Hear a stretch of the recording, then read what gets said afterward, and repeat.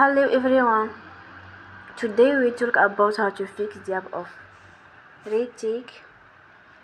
We go to settings, then we click on apps. After that we search the app Retake,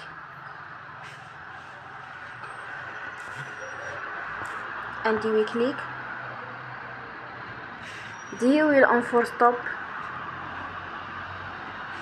After that we go to storage, then we click on clear cache.